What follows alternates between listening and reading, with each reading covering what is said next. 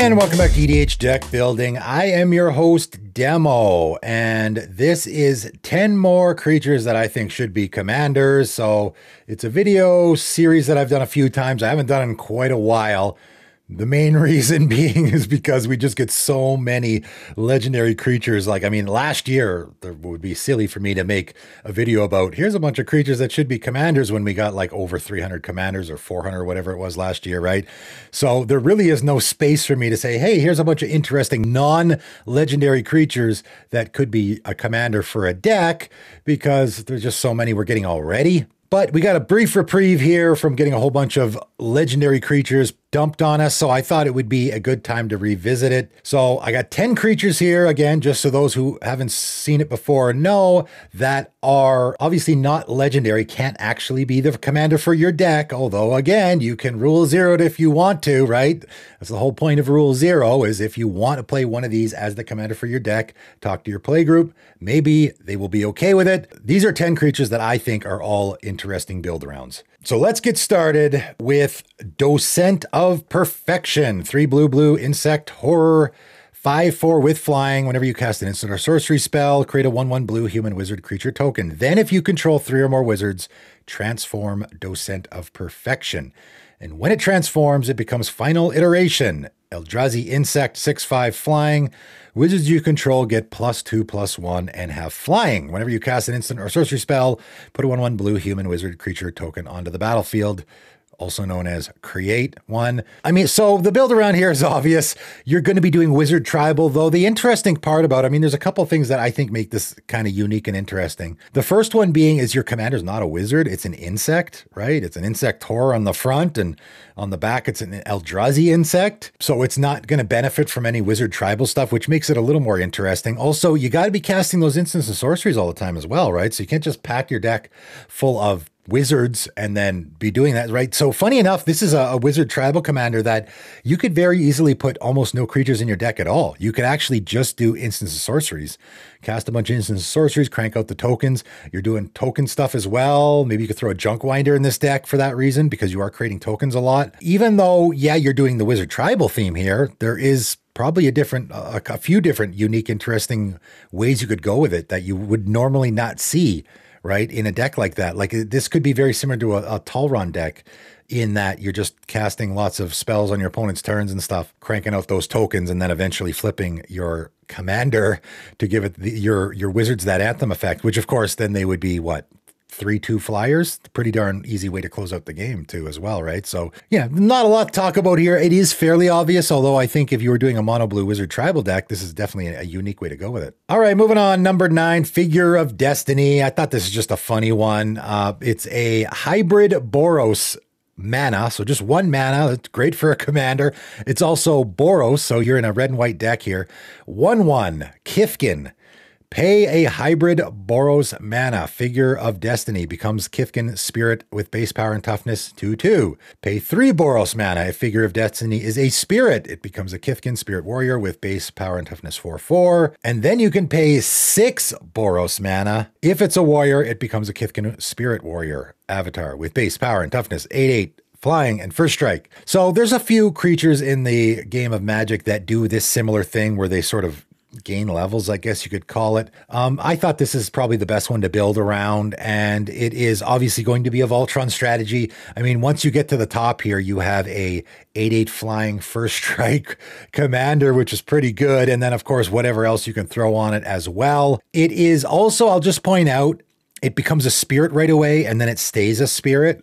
You could also do a little bit of spirit tribal here, which in white, there's quite a bit. You could do a little bit of warrior tribal as well, because it is a warrior in those last couple stages. It's an interesting Voltron strategy. I know Voltron is not very popular in the commander format anymore, or not nearly as much, but this is a neat way to go with it. And I thought this is kind of a neat way to build around your commander in the Voltron strategy, where you typically would do it a little bit differently than this, right? All right, next next up, Risen Executioner. Now we're getting into the whole tribal theme again. 2 black, zombie warrior 4/3.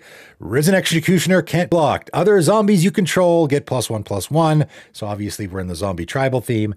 You may cast Risen Executioner from your graveyard if you pay 1 more to cast it for each other creature card in your graveyard. So that is both that's obviously a good thing, right? Being able to cast your commander from other zones is always good. That's what makes this, I think, a pretty decent commander as far as, and I know there's lots of really great zombie tribal commanders out there already. I'll just say the art on this guy is fantastic. I love the art, really, really good. But what makes this a pretty decent as a commander, as a zombie commander, is if it dies, of course, I can cast it from my graveyard. Unfortunately, I got to pay 1 more to cast it for each other creature card in my graveyard. And in a zombie theme, that can make things difficult for you because, zombies are dealing with the graveyard a lot. But you can get it so that you're getting those other zombies out of the graveyard first, then you get your Risen Executioner out of the graveyard. Give your team that tribal effect. It's not the greatest zombie tribal commander ever, but again, I'm just looking at this and it just feels like a zombie tribal commander to me. I think it's a neat one to add to this list. All right, moving on to Fally is a Geist Caller, and this one is less where it feels like a legendary creature and more of, I think it's just a neat build around. So 2 and a white human cleric 3/1 with lifelink. Whenever you cast a spell from your graveyard, create a 1/1 white spirit creature token with flying. You can sacrifice a spirit. Thalia's Geist Caller gains indestructible in a turn. So got a couple really neat things going on here. First of all, I like the sacrifice a spirit to give your commander, if this was your commander, indestructible. That's great. Just like with the casting it from the graveyard, this is very similar where I don't have to worry about it dying so much, where now I can just sacrifice one of those spirits that I've made. And obviously you're going to be in Spirit Tribal here, which is more of the build around, and I can make my commander indestructible. So it's harder to kill. You are doing 2 really neat things here though, where you want to cast spells from your graveyard, right? And this is a card that has been printed in commander sets before because it fits in those decks that are casting stuff from graveyards. It also fits in the tribal theme for spirits as well. So you're going to be doing both of those things. I guess you don't have to do the tribal spirit thing. You can. There's obviously some good spirit tribal stuff in white, but you have to be casting stuff from your graveyard. That's the big one. And in a mono white deck, is that tough? I don't know. That might be. Flashback will work. You're casting from your graveyard there. How much can you find? That's what I think makes this an interesting build around. Your commander also, it's a human and a cleric, lots of support there. It's also got lifelink. You can do a little bit there as well. There's a lot of, there's not anything super powerful here that you're doing. And I honestly don't think there's a lot of really obvious build arounds here, but there's a lot of directions you can go. You can do human, cleric, and spirit tribal. You can do the lifelink thing, a little bit of life gain if you want to. And obviously being able to make your commander indestructible is great, but the big one here is you got to be casting spells from your graveyard in order to make those spirits. And that could be an interesting deep dive in mono white. All right, let's talk about Voldaren Bloodcaster. 1 and a black vampire wizard, 2/1 with flying. When Voldaren Bloodcaster or another non-token creature you control dies, create a blood token. So already a bunch that you can build around there. Obviously, you want a non-token creature you control to die in order to get the blood token. And then when you have the blood token, of course, that is an artifact. So I guess you're in a little bit of an artifact theme here. So you can build around that. But also you're in the blood token theme, which you can build around. Of course, from this set, Innistrad, Crimson Vow, there was some support for the blood token theme. So you can build around that.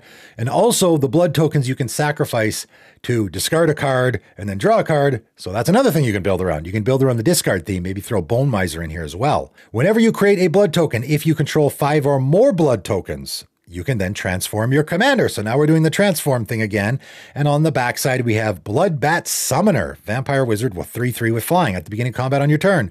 Up to 1 target blood token you control becomes a 2/2 black bat creature with flying and has haste in addition to its other types. There's so much you're building around here where you're building around your creatures dying, you're getting the blood tokens, you can do the artifact theme a little bit, you can do the discard theme a little bit, but you also could do a bat tribal theme here, which I think is interesting as well. There are a little bit of bat tribal. Skeletal Vampire is another one that, funny enough, would make an interesting commander for a bat tribal deck that you could throw in here. Doing the bat thing a little bit. So you could do a bat tribal deck if anyone's ever wanted to do a really underwhelming tribe. Does that work with the blood tokens? I mean, the blood tokens you can turn into bats, so there's obviously some crossover there. It's an interesting one for sure. There's a lot of different directions you can go if this was actually your commander, I think. All right, moving on to number 5, Ren's Run Packmaster, which again, this one might seem a little obvious, but at the same time, it's kind of interesting because of the combination of things going on here. 3 and a green, Elf Warrior, 5/5. Has Champion an Elf, which means when this creature enters the battlefield, you have to sacrifice it unless you exile another elf you control. When this creature leaves the battlefield, that card returns to the battlefield. So you got to have an elf in play, right? If this is your commander, you have to have an elf in play first before you cast it. So that already makes, there's some challenging build around here, although elves aren't hard to come by. Just any elf mana dork will work. But then what's it doing? You're paying 2 and a green to create a wolf token, right? A 2/2 green wolf creature token. Okay, so now we're in Wolf Tribal here, and also wolves you control have Death Touch. It's funny, this is another card that has been played in Commander quite a bit where, okay, I guess it works in the Wolf Tribal stuff, right? Because it's making wolves and also giving your wolves a Death Touch, but you got to have an elf, right? Or this doesn't work. So you got to have that elf in play in order for the wolf part to work. So are people playing this in their Wolf Tribal decks? I think maybe, but you need an elf to make it work. Are people playing this in their Elf Tribal decks? Because you got a lot of elves rolling around, and then you can just play this guy, and I just create a bunch of wolf tokens that then have Death Touch. Right? That's what makes this card really interesting, just as a card in general, but also as a commander, because I'm doing sort of Elf Tribal here, and I'm also doing Wolf Tribal as well. I guess the maybe easy way to go here is Changelings, because of Changelings are, of course, elves and also wolves. So if I have a Changeling in this deck, and you probably would want to throw a bunch in here, I can use that to champion an elf, so I guaranteed have that, so my commander doesn't have to sacrifice. But also on top of that, any Changelings I have in play or I play after will also have the Death Touch as well. So that's why, even though this kind of seems obvious as a build around, I think there's some interesting, workarounds you have to do here if you're building it as your commander for your deck. All right, coming in at number 4, Thieving Amalgam, 5 black, ape, snake, 6/7. And as I've said before in my choosing the commander for your deck video, 7 is a lot, right? That is a lot as the commander for your deck. So you want to make sure you can get some setup here before you bring this guy down. And I think in this case, that certainly is going to be the case with this commander. So at the beginning of each opponent's upkeep, you manifest the top card of that player's library. Now, of course, again, this is a actual commander card, was printed in Commander 2019, and of course works in a lot of decks that are doing something similar to this. But again, this is a commander that is actually doing quite a bit that I actually really, really like as a build around. So we have that ability of, at the beginning of each opponent's upkeep, you manifest the top card of that player's library. So you're going to take the top card, put it into play, and it's going to be a 2/2 creature. But if that card is actually a creature, you can pay the mana to flip it over, which I think is pretty interesting and unique. Also, though, whenever a creature you control but don't own dies, its owner loses 2 life and you gain 2 life. So I like this as a commander for a couple of reasons. Obviously, the manifest thing works, where you can be doing that. And obviously, whenever a creature you control but don't own dies. So now you can do the steal creature theme. Now, of course, mono black doesn't do stealing creatures super great. There are some colorless options. There are some black options. There is also just, I do the Praetor's Grasp thing, right? Which obviously you want to be doing here. I don't have to steal my opponent's creature. I just steal it out of their library and then cast it, which of course black does that really well. So that's what would be a lot of the build around here, is I'm just stealing my opponent's stuff like from the top of their library and then casting their stuff. And if it happens to be a creature, which of course the manifested cards are as well, obviously the first ability plays into the last one, I'm getting that trigger. I will also point out, that is a bit of a win con here where we're draining our opponents, but also I'm gaining life. You could put a Well Lost Dreams in this deck because you will be gaining life enough, I think, to warrant it as a card draw option. So any life gain stuff will work here as well. I also like the manifest where you can build around that as well. And funny enough, I've been working on an Omarthus deck recently, which I thought those are 2 abilities that didn't really work so much together with the +1/+1 counters and the manifest. I'm like, oh, that's kind of a weird combination. Similar to Thieving Amalgam in a way, but you can work around it. And one of the cards that I found was really, really great there with the whole I manifest a bunch of things is Conjurer's Closet, right? And Conjurer's Closet is going to flicker a creature or blink a creature, and then it comes back into play. And of course, when you blink a creature, it comes back into play face up. But what if it's not a creature, right? So if I manifest the top card of my library with my Omarthus deck, and it is a Waste, for example, right? Just a land. Face down, it's a 2/2 creature. I can't turn it face up, but if I blink it, right, Conjurer's Closet will allow me to blink that creature. When it comes back into play, it's going to come back in face up, so it's going to be a land, right? So I'm just basically ramping in that situation. Pretty neat fit there. If you have an Omarthus deck, I recommend it, but it also works here as well. Where, and again, the wording is important. With Conjurer's Closet, it specifically says, at the beginning of your end step, you may exile target creature you control, so it's any creature you control, then return it to the battlefield under your control. This card, funny enough, is a way to permanently steal your opponent's creatures. If you have a active treason effect where you steal your opponent's creature until end of turn, you can blink it with your Conjurer's Closet, and then it comes into play under your control permanently, right? So that's kind of neat there, but it also works here, where I manifest the top card of my opponent's library. And of course, I know what it is. If it's a creature, I can pay the mana cost and flip it face up. If it's not, like obviously if it's an instant or sorcery, I just leave it alone. But if it is a enchantment, right? Say I stole my opponent's Smothering Tithe. Now I can blink it with my Conjurer's Closet. It'll come back into play face up and I have a Smothering Tithe, right? So that's a really neat way. That's why I like this as a commander. Really neat thing that you can do with this as a commander where, yeah, I'm building around that second ability probably mostly, but also I can play around with that first ability as well and do some really neat stuff. All right, let's talk about Hero of the Dunes. 3 white and a black, human soldier 3/2. When Hero of the Dunes enters the battlefield, return target artifact or creature with mana value 3 or less from your graveyard to the battlefield. So that's a pretty neat ability and probably a lot you can do with it. But the part that really screams commander to me, of course, is creatures you control with mana value 3 or less get +1/+0. And, you know, that's not a great effect. As I say all the time, if you're looking for a tribal effect, +1/+0 is probably about the lowest on the totem pole that you can get. But this card just screams mana value 3 or less tribal, which is funny. And I don't know who's playing this card. It's one of those cards that you look at and you're like, wow, where does this fit? You know, does this fit in any specific? I mean, it's black and white. As far as a card in the 99, being 2 colors isn't great because, of course, it can't fit in mono white decks and it can't fit in mono black decks. It probably actually would fit a lot better in a mono white deck because it's an Orzhov card, can't fit in those decks. So where does it actually fit? Is anyone out there playing this card in the 99? I'm curious. Maybe it's great in a token theme because, of course, mana value 3 or less is going to include tokens. I like the first ability, though. When it enters the battlefield, you're returning an artifact or creature with mana value 3 or less from your graveyard to the battlefield. So you can do the blinking thing as well here. You know, as a build around, it's an interesting one. I can do a little bit of blinking. I can do some recursion.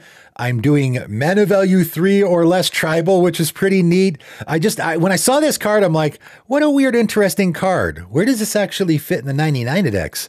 Probably doesn't fit a bunch. I mean, unsurprisingly, I'll look it up here on EDH Rec. It's only in 883 decks currently. But as a commander, I think, again, now I'm building around it, so obviously I can very easily do that. And I think it's a pretty neat commander as a build around there. All right, let's move on to one again that's probably pretty obvious. And when people first saw this card, they're like, man, that would make a great commander. LockMeSerpent for blue and a black. Serpent 7/7. So it's got that magic number 7. So great as a Voltron commander because, of course, commander damage is 21, which means 3 hits from that 7 power commander. Has flash. That's great to have on a commander, of course, because I can cast at instant speed and has some really neat abilities here that you can build around. So pay a blue, sacrifice an island. LockMeSerpent can't be blocked this turn, so of course that's fantastic if you want to be getting in for that commander damage, but sacrificing an island, that's not super great, right? You got to make sure you can build around that.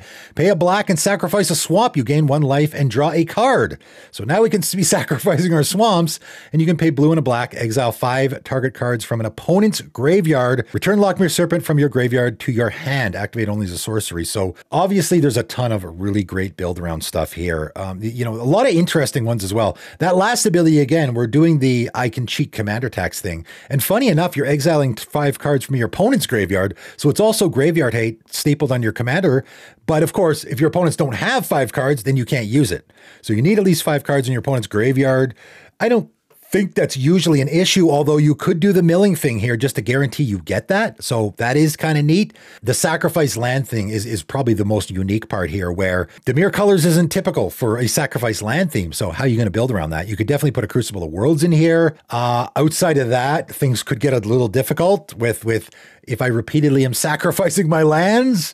You know, you can't do a whole ton of ramping in these colors either. So it could be a little tough, even though those are all really great abilities to build around. It could get a little tough if you're repeatedly sacrificing your lands all the time, right? I mean, your commander does cost 6.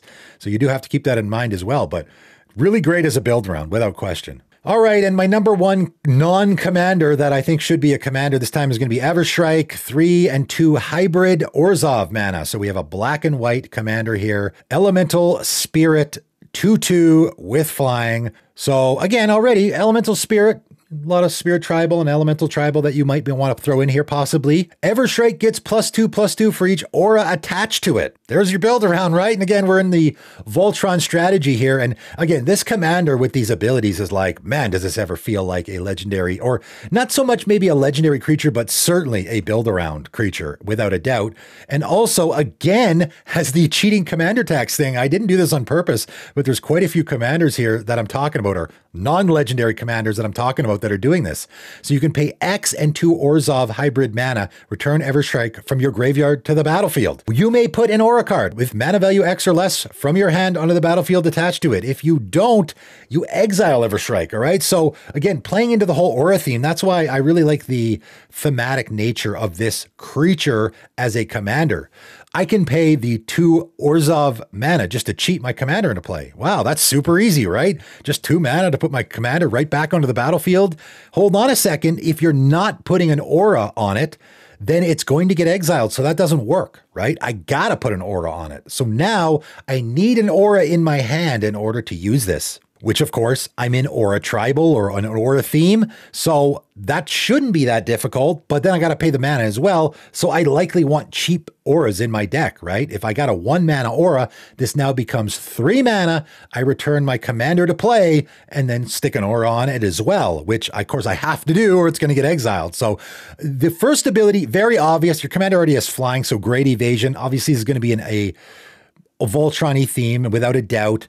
Getting +2/+2 for each aura attached to it, which means even if I just have 1 aura on it, it's now a 4/4 flyer. If I have 2, now it's a 6/6 plus any other bonuses as well. And then of course the recursion ability is great for cheating the commander tax and stuff. And I'm cheating a aura, not really cheating, but I'm putting an aura directly onto it. But at the same time, it's not like super busted where I can just be cheating my commander into play for 2 mana. I have to have that aura in order to use it. So I like the restriction there as well. You know, again, as a build around, I think that makes it pretty neat. Pretty obvious, but at the same time, there's some neat things going on here. All right, that is it. That is all. Just 10 more non-legendary creatures that I think would make for really interesting build arounds as commanders.